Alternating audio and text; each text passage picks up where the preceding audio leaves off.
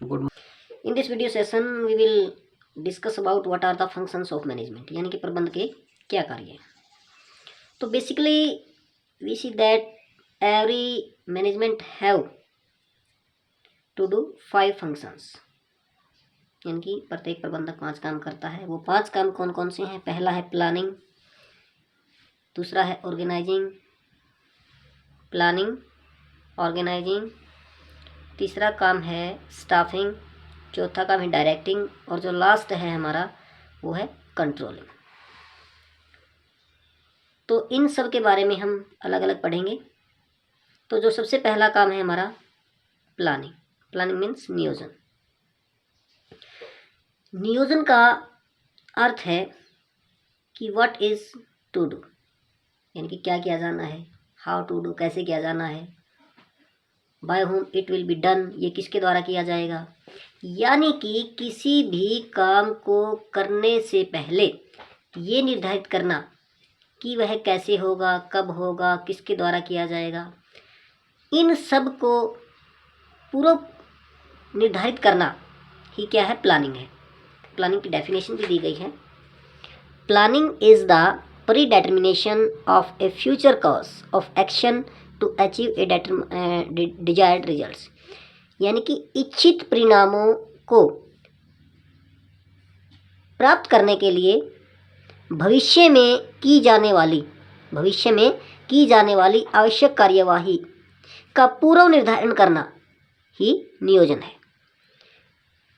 तो प्लानिंग के लिए देखिए, इसमें मतलब एक एक्चुअल में तो कुछ नहीं किया जाता है, लेकिन यह एक बौद्धिक क्रिया है। It is a mental activity, यानी कि इसमें सोचा जाता है, इसमें फ्यूचर के लिए प्लान तैयार किया जाता है कि क्या करना है, कौन करेगा। इन सब बातों के लिए हमें बहुत सारी मतलब जो अपने आसपास का वातावरण है उसको देखना होता है। भविष्य में जो किसी भी काम के बीच में आने वाली बाधाएं हैं, जो सीमाएं हैं, उनको हमने तय करना होता है। बहुत सारी एक्टिविटीज़ के बारे में सोचना पड़ता है, तब जाके कहीं उन एक्टिविटीज़ में से जो बेस्ट होता है उसको हम सिलेक्ट करके फिर उसका मतलब एक जो अच्छा प्लान होता है उसका हम फॉलो करेंगे। दूसरा है हमारा ऑर्गेनाइजिंग का मतलब क्या होता है? संगठन। देखिए, नियोजन में हमने क्या कर लिया कि पहले से निर्धारित कर लिया कि क्या करना है, कौन करेगा, कैसे करेगा। इन नियोजन को कार्यरूप देने के लिए, उसको गतिशील बनाने के लिए हमें एक संगठन ढांचे की जरूरत पड़ती है। संगठन ढांचा क्या है? संगठन ढांचा कार्य भूमिकाओं का एक ढांचा है, ए स्ट्रक्चर ऑफ वर्क्स,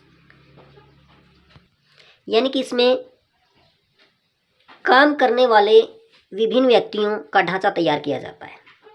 कितने आदमियों को काम पर लगाया जाएगा, कौन किसका अधिकारी होगा, कौन किसका अधीनस्थ होगा, किसके क्या अधिकार होंगे, किसके क्या कर्तव्य होंगे, किसकी क्या लायबिलिटीज़ होंगी, किसकी क्या ड्यूटीज़ होंगी, ये सब ऑर्गेनाइजिंग के अंदर निर्धारित कर दिया जाता है। यानी कि काम सौंपना, अधिकार सौंपना, उत्तरदायित्व निश्चित करना, जवाबदेही निश्चित करना, ये सब काम हमारे संगठन के अंदर निर्धारित कर दिए जाएंगे। देखिए, organisation is the harmonious adjustment of specialised parts for the accomplishment of some common purpose, यानी कि कुछ सामान्य उद्देश्यों को पूरा करने के लिए विभिन्न प्रकार के अंगों में मैत्रीपूर्ण संयोजन करना ही संगठन है। यानी कि संगठन के अंदर बहुत सारे पद होंगे, बहुत सारे व्यक्ति होंगे, उन सभी के बीच एक हार्मोनियस एडजस्टमेंट को स्थापित करना ही ऑर्गेनाइजिंग कहलाता है। तो इनकी देखिए, प्लानिंग की भी एक अलग से प्रोसेस है, ऑर्गेनाइजिंग की भी एक अलग से प्रोसेस है। वो हम जब इन टॉपिक को पढ़ेंगे उनमें हम इनको करेंगे। इसके बाद आ जाता है हमारा स्टाफिंग। देखिए, ऑर्गेनाइजेशन में हमने क्या कर लिया? कार्य भूमिकाओं का ढांचा तैयार कर लिया, लेकिन उन कार्य भूमिकाओं को वास्तविकता में बदलने के लिए हमें काम के ऊपर, उन पदों के ऊपर योग्य व्यक्तियों को लगाना पड़ेगा। तो उन योग्य व्यक्तियों को लगाना ही स्टाफिंग कहलाता है। यानी कि लोगों को खाली पदों को भरना और उन्हें भरे रहने देना ही स्टाफिंग कहलाता है। The managerial function of staffing involves the filling and keeping filled positions in the organisational structure, यानी कि संगठनात्मक ढांचे में लोगों को काम पर लगाना और उनको मतलब लगे रहने देना, यानी कि खाली पदों को भरना और उन्हें भरे रहने देना ही स्टाफिंग की क्रिया कहलाती है। स्टाफिंग में देखिए, एक संगठन अपने उद्देश्यों को तभी प्राप्त कर सकेगा जब उसके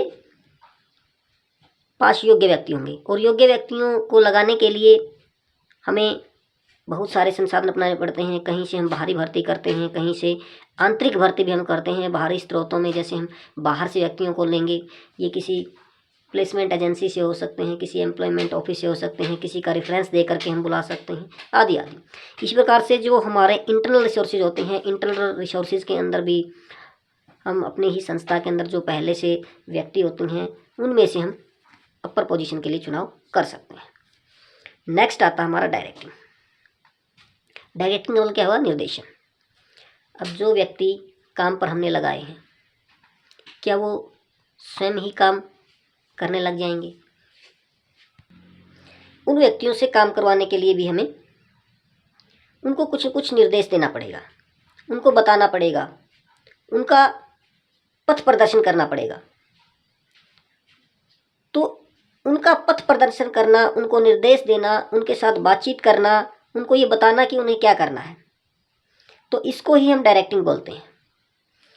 direction is telling people what to do, यानी कि डायरेक्शन ये बताता है लोगों को कि आपने क्या करना है, एंड सीइंग दैट, और तब ये देखना दे डू इट, वे इसको जो कर रहे हैं to the best of their ability, कि वे उसको अपने अधिकतम योग्यता के साथ कर रहे हैं। इट कैन इंक्लूड्स, इसमें क्या क्या शामिल है देखिए, assignment, explaining procedures, seeing the mistakes are corrected, issuing orders, यानी कि इसमें क्या क्या शामिल हुआ, उनको कार्य के बारे में बताना, काम सौंपना, जो कार्यविधि है काम करने की उनका विवरण तैयार करना, उनको एक्सप्लेन करना, उनकी व्याख्या करना, और जो काम वो कर रहे हैं उनको ठीक तरीके से करवाने के लिए उनकी गलतियों को देखना और उनको मतलब ठीक तरीके से करने के लिए फिर उनको आदेश देना या उनमें सुधारात्मक जो कोई अगर ज़रूरत है तो उनको वो बताना। तो इसलिए डायरेक्टिंग में मेनली 4 काम इंक्लूड हैं, छोटे छोटे इसके 4 पार्ट्स हैं। सुपरविजन, इसको हम बोलते हैं हिंदी में पर्यवेक्षण, दूसरा लीडरशिप, तीसरा कम्युनिकेशन, और जो चौथा है हमारा मोटिवेशन। सुपरविजन क्या होता है? सुपरविजन का मतलब होता है कि काम को नज़दीक से देखना, जो आदमी काम कर रहे हैं उनके ऊपर निगरानी रखना कि वो काम को किस तरीके से कर रहे हैं, कहीं कोई कर्मचारी खाली तो नहीं बैठा है, कहीं कोई कर्मचारी गलत कार्य तो नहीं कर रहा है, कहीं कोई कर्मचारी मशीन का कोई दुरुपयोग तो नहीं कर रहा है। तो इन सब बातों को हम बोलते हैं सुपरविजन, यानी कि किसी भी कर्मचारी के काम को नज़दीक से देखना, ये होता है सुपरविजन। इसके बाद है लीडरशिप। लीडरशिप का मतलब क्या होता है? नेतृत्व। नेतृत्व में ये होता है कि इच्छित परिणामों को प्राप्त करने के लिए, जो desired results we want to get, जो इच्छित परिणाम हम प्राप्त करना चाहते हैं उनको प्राप्त करने के लिए लोगों का पथ प्रदर्शन करना, यानी कि जो नेतृत्व होता है, नेतृत्व के माध्यम से ही एक जो मैनेजर होता है वो अपने सबॉर्डिनेट्स का पथ प्रदर्शन करता है, उनके व्यवहार को प्रभावित करता है, यानी कि उनकी एक्टिविटीज़ को इफ़ेक्ट करता है। तो जो नेतृत्व होता है उसका मुख्य काम होता है उनको इंस्ट्रक्ट करना, उनके सामान्य लक्ष्यों को प्राप्त करने के लिए उनको प्रेरित करना। एक नेतृत्व जो लीडरशिप का गुण होता है उसके माध्यम से एक व्यक्ति अच्छा प्रबंधक बन सकता है। इसके बाद आ जाता है हमारा कम्युनिकेशन। कम्युनिकेशन का मतलब होता है विचारों का आदान प्रदान करना, यानी कि अपनी बात एक व्यक्ति को कहना और उसकी बात को समझना, इसको ही बोलते हैं हम कम्युनिकेशन। तो जो मैनेजमेंट होता है इसमें भी कम्युनिकेशन की ज़रूरत पड़ती है। निर्देश देने के लिए, मान लीजिए कहीं से कोई निर्देश आया, उसको कहने के लिए मतलब कम्युनिकेशन की ज़रूरत पड़ती है। कम्युनिकेशन मतलब लिखित में हो सकता है, शब्दों के साथ भी कहा जा सकता है। तो इस कम्युनिकेशन के बगैर भी व्यवसाय में कल्पना नहीं की जा सकती है, क्योंकि अगर मान लीजिए किसी कर्मचारी को कोई प्रॉब्लम है तो कम्युनिकेशन के द्वारा ही कहेगा। तो इस प्रकार से जो डायरेक्टिंग है, डायरेक्टिंग में कम्युनिकेशन का बड़ा ही महत्व है। इसके बाद है मोटिवेशन। मोटिवेशन क्या होता है? मोटिवेशन का मतलब है अभिप्रेरित करना, यानी कि to do more and more, यानी कि अधिक से अधिक काम करने के लिए लोगों को उत्साहित करना। हम जो अपने सामान्य उद्देश्य प्राप्त करना चाहते हैं उनको पूरा करने के लिए लोगों को मोटिवेट करना। देखिए, मोटिवेट करने के अनेक तरीके हो सकते हैं। मॉनिटरी मोटिवेट हो सकता है, इन मॉनिटरी भी हो सकता है। मॉनिटरी में तो जैसे हमने किसी कर्मचारी की सैलरी बढ़ा दी, उसको कुछ विशेष भत्ते दे दिए, उसको कुछ विशेष सुविधाएं प्रदान कर दी, तो इनको बोलते हैं मोटिवेशन, मतलब मॉनिटरी मोटिवेशन। लेकिन जो इन मॉनिटरी मोटिवेशन होता है उसमें जैसे उसको किसी फंक्शन के अंदर प्राइज़ देना, उसका प्रमोशन कर देना, उसकी कहीं पर मतलब प्रशंसा करना, तो ये होते इन मॉनिटरी मोटिवेशन। तो मोटिवेशन में भी मतलब जो व्यक्ति है वो काम अपना अधिक से अधिक करने की कोशिश करता है। जो लास्ट आता है वो है हमारा कंट्रोलिंग। कंट्रोलिंग का मतलब क्या होता है? नियंत्रण। नियंत्रण का मतलब होता है कि जो प्लान हमने किया है, लोगों को काम पर लगाया है, काम सौंपा है, इतना सारा काम हमने कर दिया है, ये बहुत ही महत्वपूर्ण और अंतिम कदम है। इसमें ये देखना होता है कि जो स्टैंडर्ड हमने निर्धारित किए हैं काम करने के, क्या वो एक्चुअल रिजल्ट हमें प्राप्त हो रहे हैं या नहीं। It refers to the actual results to the desired results, यानी कि इच्छित वास्तविक परिणामों को इच्छित परिणामों के निकट लाने को ही हम बोलते हैं कंट्रोलिंग, यानी कि नियंत्रण हम बोलते हैं। तो इन दिस, इसमें क्या था? इट इज़ सीन दैट, ये देखा जाता है whether the work is performing और नॉट अकॉर्डिंग टू प्लान, कि जो काम है वो हमारे प्लान के मुताबिक हो रहा है या नहीं। यानी कि वहाँ पर फिर हम डेविएशन का पता लगाएंगे। अगर मान लो काम उसके अनुसार नहीं हो रहा, हमारे प्लान के अनुसार, तो हम डेविएशन का पता लगाएंगे, डेविएशन के कारणों का पता लगाएंगे, उनको दूर करने की कोशिश करेंगे, यानी कि सुधारात्मक कार्यवाही हम उसमें करेंगे। Corrective action is implemented, corrective action is implemented, यानी कि सुधारात्मक कार्रवाई की जाती है। तो यानी कि नियंत्रण क्या है?